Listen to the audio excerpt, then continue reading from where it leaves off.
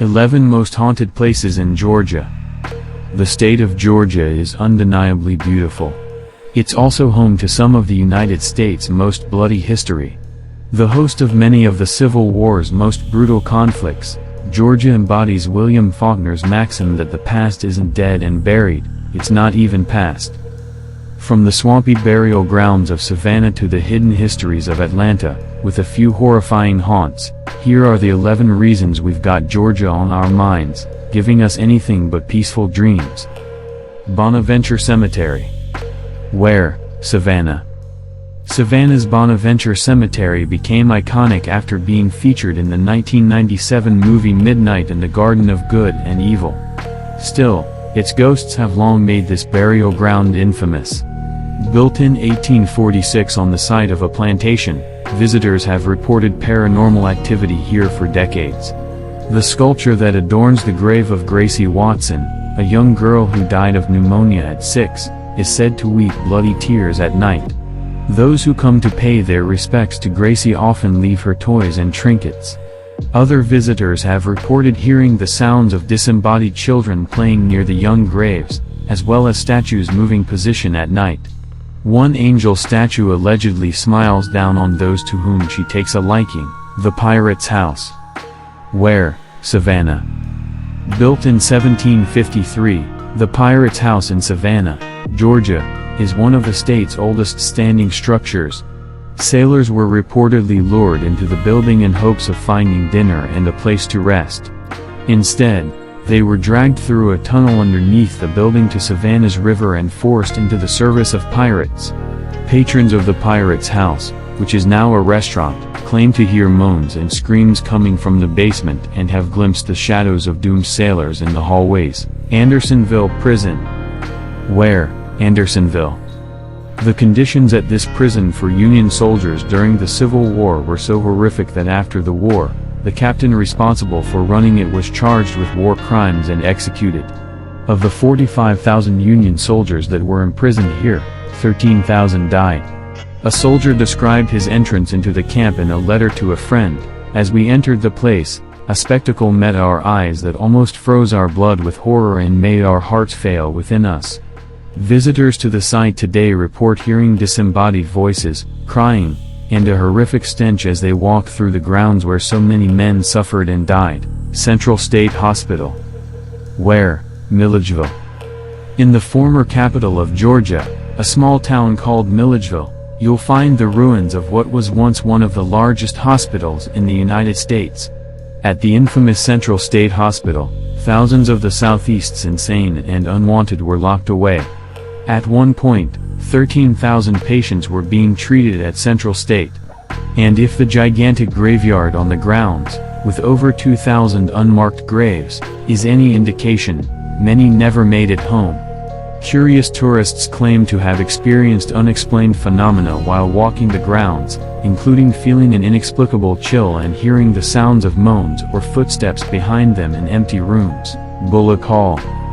Where? Roswell. In Roswell, north of Atlanta, is a former plantation home that may look familiar if you've seen Gone with the Wind. The large, four-column portico entrance may have inspired Margaret Mitchell's fictional Tara Plantation. Bullock Hall is home to Teddy Roosevelt's mother, Mittie Bullock, as well as myriad others who lived, suffered, and died there. Some talk of the ghost of a slave girl, who is said to move from room to room, turning off the lights. Other visitors have seen the specters of those dressed in antebellum garb or Confederate gray who vanished into thin air. Mittie, who was a voracious reader, is said to still sit in her favorite chair in the library, which rocks back and forth, though there's no one there. Roswell Mill. Where? Roswell.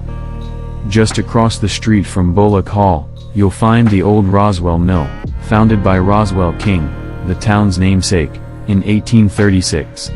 Slaves built the mill, and an outbreak of measles in 1847 left many dead. However, the mill went on to be prosperous, creating wool uniforms for the Confederate Army. Because of its importance, Union General Sherman seized the mill in 1864 and shipped 400 mill workers to prison, where most died from exposure and starvation. Now protected by the National Park Service, the Roswell Mill's violent history makes it one of Georgia's most haunted places. St. James Episcopal Cemetery. Where, Marietta.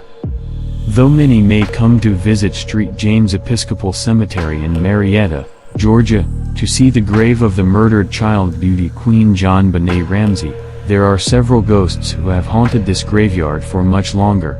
Most notably, the grave of one Mary Minard features a statue that depicts a young woman holding two babies, one in each arm.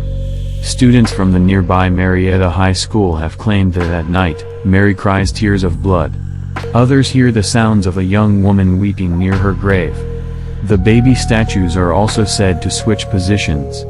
There's only one sure way to find out if the legend of Mary Minard is true. We'll see you there, Kennesaw House. Where, Marietta. Now home to the Marietta Museum of History, Kennesaw House was originally a cotton warehouse, built in 1840. In the 1850s, it was converted into an inn. Its location, adjacent to the railroad stop for Marietta, made it a popular place for Union sympathizers and spies to congregate. In 1864, General Sherman even used the house as his headquarters as he marched through Georgia. Later in the war, the house was used as a makeshift hospital and morgue for fallen Confederate soldiers.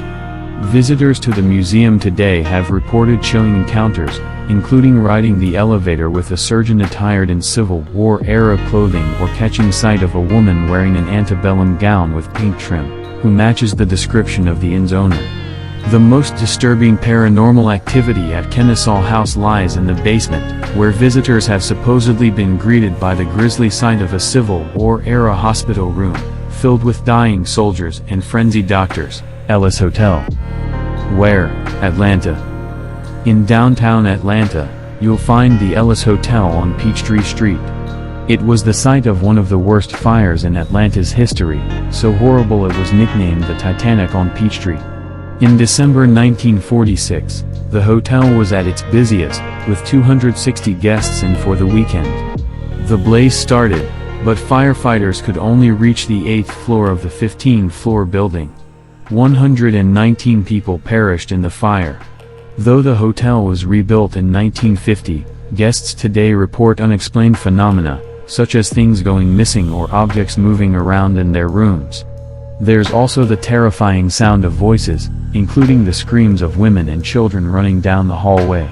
Supposedly there were 2 weeks when the fire alarm sounded every night at 2:48 a.m., the exact time the blaze began in 1946. Oakland Cemetery. Where, Atlanta. The oldest and largest cemetery in Atlanta, Oakland, was built in the vein of the great rural cemeteries of the Northeast.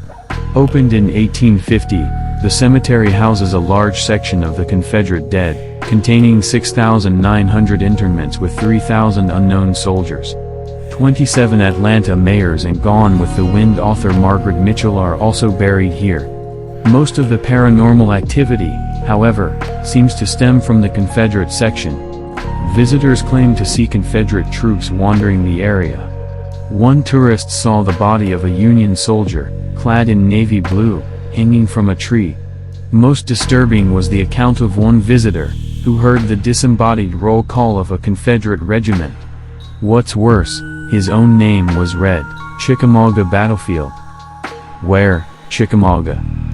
Over 36,000 troops lost their lives during this 3-day battle at Chickamauga in North Georgia, the largest battle fought in the state of Georgia during the Civil War and the largest Union defeat.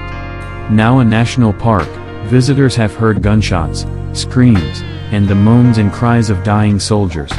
Chickamauga is also home to a lady in white phantom, who searches for her lost husband, and a horrifying ghost called Green Eyes. Those who have encountered Green Eyes say from far away, that the phantom appears to have green, glowing eyes, but when it approaches, it becomes clear that the ghost has no head.